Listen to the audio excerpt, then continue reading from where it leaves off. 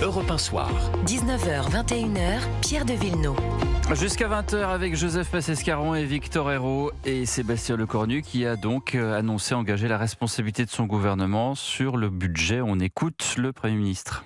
Nous avons décidé, je dois le dire, avec une certaine forme de regret et d'un peu d'amertume, mais d'engager la responsabilité du gouvernement, ce que je ferai demain sur la partie recette du projet de loi de finances. Alors je le fais avec un regret déjà parce que j'ai conscience que je suis obligé de revenir sur ma parole, mais en même temps pour tenir parole il faudrait que je m'entête et pour s'entêter on finirait par dire que je suis têtu et je ne veux surtout pas, vous l'avez bien compris, avoir l'ego mal placé et être source de désordre. C'est pas parce qu'on engage la responsabilité du gouvernement qu'on abandonne l'idée du compromis, du travail sur le fond.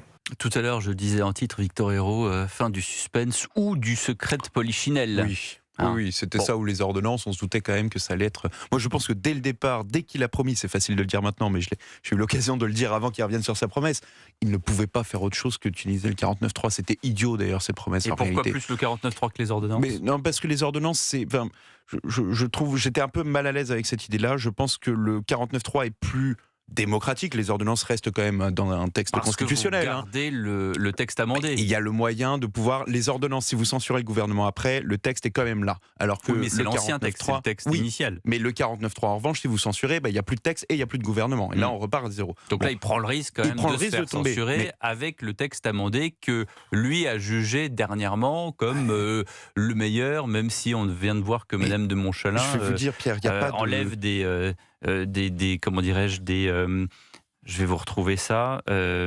L'exemption permettant d'échapper à l'impôt en rangeant des biens personnels parmi les actifs d'une entreprise familiale. Voilà encore un truc en plus. Il donne tout aux socialistes. Depuis le départ, sa méthode n'est pas la bonne. Il n'y en avait pas de bonne peut-être, mais le compromis sans cesse, alors qu'on parle d'un débat qui veut plusieurs centaines d'années entre politique de l'offre, politique de la demande, etc., qui sont incompatibles. On ne peut pas faire de compromis entre ces deux visions-là. C'est l'un ou l'autre, ce sont des antagonismes. Bon, au bout d'un moment, vous êtes obligé de faire un 49.3. Ce qui est ironique, c'est qu'il avait acheté le Parti Socialiste en disant « je n'utiliserai pas le 49.3 » et il finit par acheter le Parti Socialiste avec des mesures économiques pour ensuite dire « j'utilise le 49.3 et le Parti Socialiste ne me censure pas ». En revanche, que vont faire les Républicains ? Franchement, est-ce qu'ils vont avaler cette pilule-là ? Là, je ne sais plus ce qui reste des Républicains s'ils ne censurent pas. Joseph Massescaron.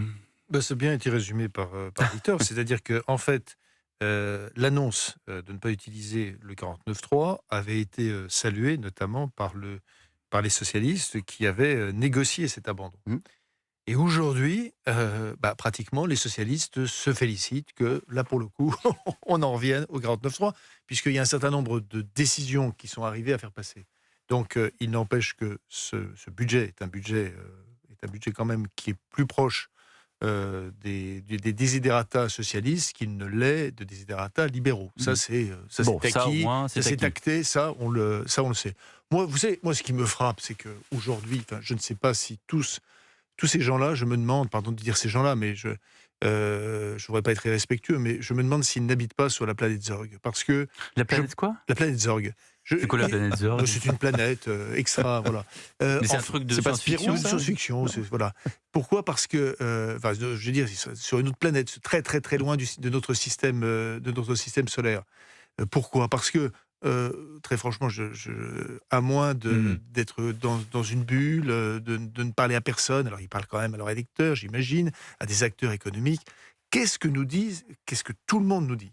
Tout le monde, les personnes, moi j'entends ça en permanence, disent « mon fils part à l'étranger, l'entreprise dans laquelle je suis part à l'étranger ». Alors c'est au Mexique, c'est en Italie, c'est au Vietnam, c'est au Brésil, mais vous entendez ça, je vous assure, vous entendez ça, vous devez l'entendre, vous devez l'entendre, vous entendez ça en permanence. Or, tout à fait en tête. Comment ne pas voir ce paradoxe absolu que eux, c'est-à-dire les parlementaires, pour rester en place, font partir tous les autres. C'est ça, moi, ce qui me frappe. C'est très bon, ça, c'est vrai. C'est ça qui me frappe. Non, mais on est à l'antithèse du faire-nation.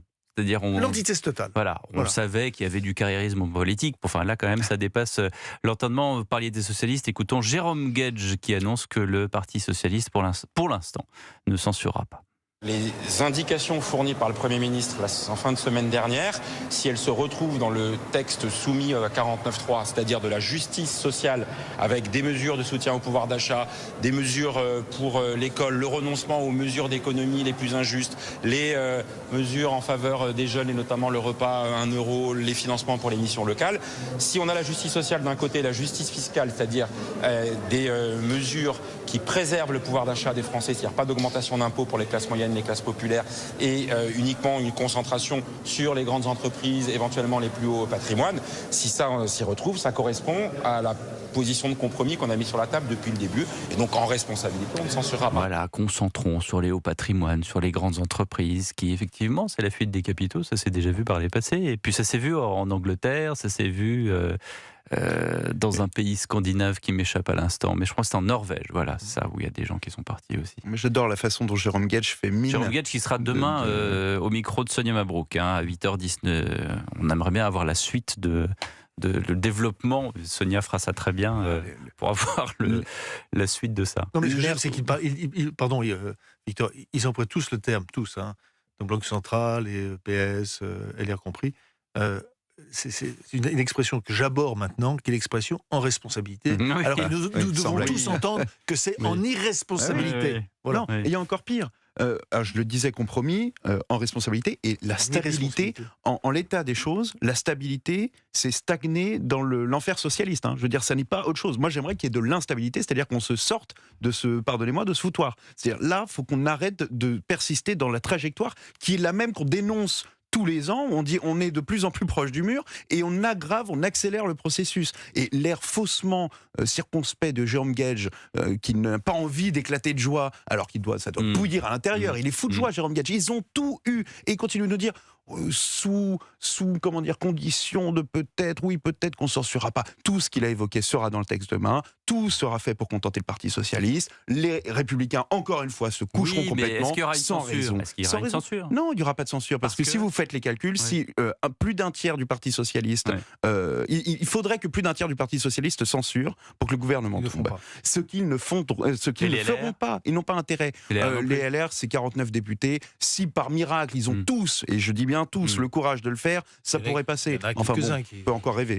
Bon, continuons à rêver. Et sur l'exil fiscal, voilà, souvenons-nous quand même que certains Britanniques, dans les années 70, fuyaient la Grande-Bretagne socialiste pour aller où ? En France. Et l'URSS avait trouvé la solution à tout ça. Roger Moore, les Stones, pour ne citer que. Enfin, n'oublions pas quand même que la sécurité sociale est passée à la trappe. Oui, vous avez raison de le souligner. Parce que là, on l'oublie. Plus personne n'en parle. 1956, le Cornu a parlé quand même du budget de la Sécu.